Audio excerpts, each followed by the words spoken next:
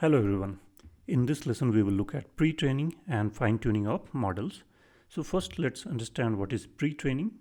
So the goal of pre-training is to train a model on a large scale data, and by large scale data we mean huge data, and which is impractical for your purpose, that for any use case you will start training the model from scratch. So this data set is huge, like for entire uh, pages on the internet, entire Wikipedia. So if you try to train such model from scratch, you will need a large corpus, and you will need to wait for many days on very high-end GPUs. If you have a low-end GPU, then it will not complete. It will take forever, and you will need a large compute, and then you get pre-trained model. So the goal is to learn general representations. So let's say we take some transformer model and feed it the entire Wikipedia. So it will have a good understanding of the language semantics, different knowledge. So it can make some intelligent decisions, but it's not fine-tuned for any particular use case, but it has got some general uh, understanding. So here the purpose is to provide a strong foundation model for other downstream tasks. So once we have a big model, pre-trained language model, we can fine tune it. We can plug some small neural network, and this is very small, and we just feed it our domain specific data. And then this model will be fine tuned for these downstream tasks. For example, if we have a pre-trained BERT model, we can just fine tune it on a small data set of sentiments, and it should be able to do good sentiment analysis, although BERT was originally not trained for sentiment analysis. So here the key techniques are masked language modeling. So masked language modeling means that you feed large, for example, I said you take the entire Wikipedia, so it has lots of English or sentences in other languages. So you take a sentence, a cat was running in the park. So what you do in the input, you mask some of the words, like let's say you mask the word running. So you feed a cat was slash in the park, and the goal of the model would be to predict the most likely word in the space, and maybe it will predict running. So this concept is called masked language modeling. Then we have causal language modeling. So here the goal of the model is that if we give, let's say, 4 words, then what is the most likely 5th word? So based on these 4 words. So this is called causal language modeling. For example, in this sentence, if we give it the model, a cat was running in the, and then slash, it should be able to predict park or any other most likely word. Then we have some span prediction, where we instead of removing one token or word, we remove a bunch of tokens, and then the goal would be to predict the span. Then there are other techniques like denoising, autoencoding. We will not see all of these in detail, but there are many more techniques you can explore. So it's a homework for you. So this was the concept of pre-training. Next, we divide the pre-training techniques into 3 main categories. So we have 3 kinds of architectures. So we had already seen that a transformer architecture has 2 blocks, encoder and decoder. So some tasks which are suited are based on encoder only architecture, and one of the most common use cases is BERT. So we use encoder only model when we need a general understanding of the input text. For example, let's say this encoder is trained on the entire Wikipedia. So it has a good understanding of the language semantics and different facts, how the sentences are formed. And then it has a good understanding. We get these representations from encoder, and we plug in some few layers, maybe a couple of linear layers and then some softmax, and we use this understanding of the model to predict the sentiment or classify the sentence into positive or negative or neutral maybe. So this kind of use cases take advantage of encoder only architectures like BERT, and we will see an example of this in this lecture. Other kind of architecture is decoder only, and this is decoder. So if you remember the complete architecture, the embeddings from encoder were fed to this decoder along with other input. So this kind of architecture is used when we want to generate text or we want next word prediction, for example GPT and its variants, and next, and these are generally trained as causal language modeling. So just we discussed, we have 4 words or 5 words, cat was, and there is a blank. So based on these 3, it can predict a cat was running or eating.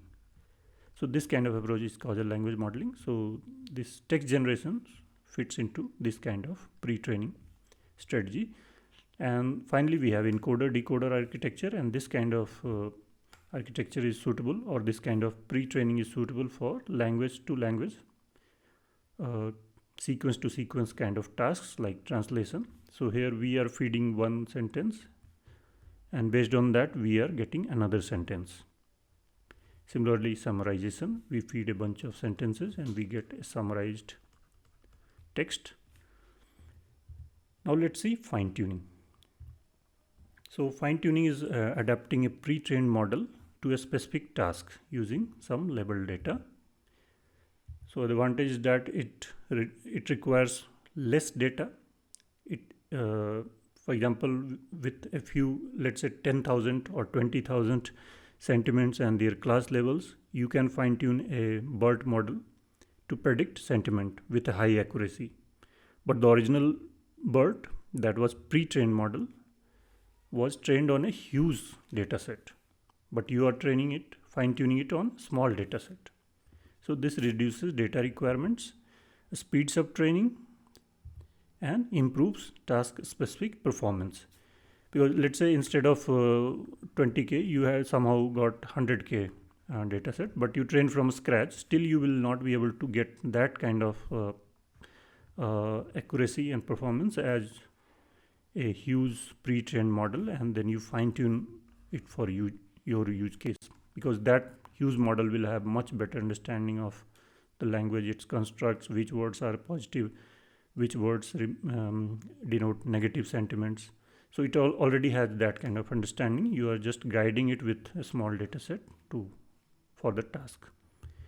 And for example, sentiment analysis, named entity recognition, that is recognizing like which word denotes places, which word denotes persons, and so on.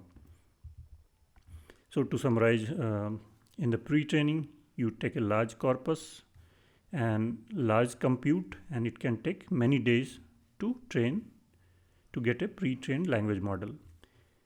So this is building the generic understanding of the model, and then you take the pre-trained language model like BERT, and you give a small corpus for your use case, small compute. Even on commodity hardware, you can train if you wait for a few hours, or in some cases maybe days, and you get a fine-tuned language model. So I hope now you have a good understanding of pre-trained language model and fine-tuned language model, or pre-training and fine-tuning. Now next, let's see transfer learning pipeline. So taking a pre-trained model and applying your data set on it to make the model work for your use case is called transfer learning, and it's not new. Transfer learning has been used a lot in the computer vision CNN based architectures, which form the backbone of all the computer vision tasks. So here we take a pre-trained model. So raw data, learn general representation. So this was pre-training, and then we fine tune it. So we have already seen it, and then we evaluate the model. So this is the entire pipeline of transfer learning.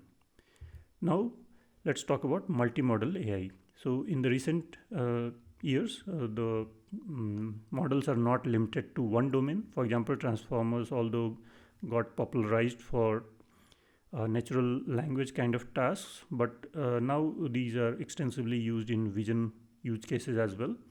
So multi means more than one. modality. So it can be computer vision, it can be image, video, text. So here the models that process and combine multiple data types, text, images, video. For example, you give let's say GPT-4 a prompt, or you take stable diffusion, let's say 3.5, and give it a text prompt, and it gives you an image. Similarly, for text, image to video models, so you give the model an image, reference image, let's say first frame. You also give it a prompt. So this is text and this is image. You feed both of these to this model, which generates video, and it gives you a video output. So it has multiple frames. So you see that this model, text, image to video, this is taking image, text, and generating video. So this kind of applications are called multimodal AI. So there are different models like this: Adobe's Firefly, Kling AI, and OpenAI Sora, these kind of models. So now let's see a demo, our practical example of fine-tuning BERT model for sentiment analysis. So we will broadly do 3 steps here. First, we will load a pre-trained BERT model and corresponding tokenizer. So this model and tokenizer should be in sync, because we had already seen that there are multiple ways of tokenizing the text. So whichever tokenizer was used during pre-training, we have to take that same way of tokenizer. Because if, let's say, tokenizer was word level and now you take some another tokenizer which breaks words into subwords, so it will mess up things. So this pre-trained model and tokenizer should be same. Then we prepared a level data set, positive, negative reviews. So this will be our small data set for which we will fine-tune this pre-trained BERT model. And finally, we will fine-tune the model and evaluate its performance. So let's open our Google Colab notebook. So here I have already ran these cells, since fine-tuning will take a lot of time. So first we need to import dataset, this IMDb dataset, which is a dataset of movie reviews and their sentiments. So for example, if you print, let's say, first sample in the dataset from the training set, it will be a pair of text and label. So for example, text is great movie, then the label should be 1. So 1 denotes positive sentiments, 0 denotes negative sentiments. Let's take an original example. So here text is I rented, I am curious, yellow, blah blah blah, and then the label was 0. So it was a negative review. And to give a summary, the trained dataset contains of 25,000 text and label pairs. Test dataset again has 25,000 rows of text and label. And then we have some other category, unsupervised, 50,000 text and label. So now let's load our pre-trained model and tokenizer. So we load BERT base uncased.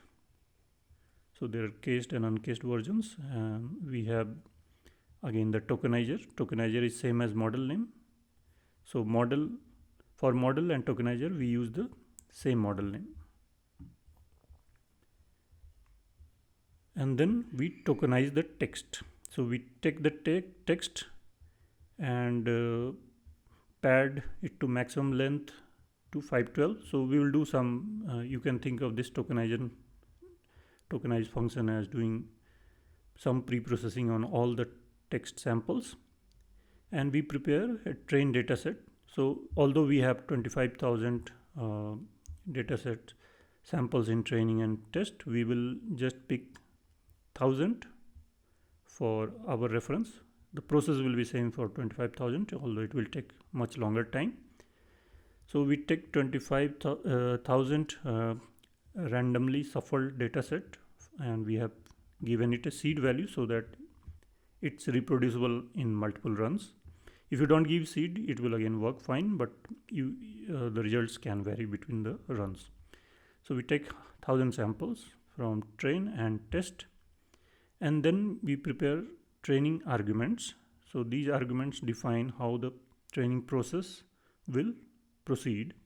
For example, save strategy is epoch, so save the model after every epoch. So if you see, it has saved 3 checkpoints.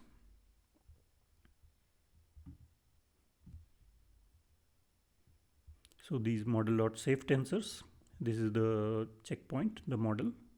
You can see it's 417 MB. So this is the actual fine-tuned model. So this is after first checkpoint or first epoch, second epoch, third epoch. And we have defined number of epochs, 3 here. And epoch denotes one run through the entire data set. So in our case, we have 1000. And then we have defined logging steps as 10. So there will be logs. So I think so it will log the losses after every 10 steps. So within an epoch, we can have number of samples divided by batch size. That will be the number of steps. So here logging steps is 10. That is after every 10 steps. And then we define other hyperparameters like learning rate and so on, and output directory like results. So here we have results where these things are saved. So these are defined in training arguments, as the name says. Then we define a metric to evaluate how good the model is doing. So we define accuracy metrics. So we will be looking into accuracy as our metric for evaluating the model. Then we initialize the trainer with the training arguments model. So we have already created model as BERT base uncased. Then we have defined training arguments. We have the train dataset and eval dataset and the metric as accuracy. Then we start the training loop. So this fine tuning, and if we do training from scratch, the process would be similar. So once you train, it will log for each epoch, and then it will also upload these results to W and B for, you can see these metrics, you can see the log, how different parameters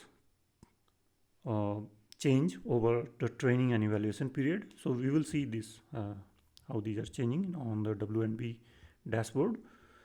So these are uploaded to, so if you run it, it may ask for your WNB token. So if you enter that, it will start uploading these values, these run logs there, and you can visualize there how the loss was decreasing, how the learning rates were changing, and so on, how the accuracy was increasing.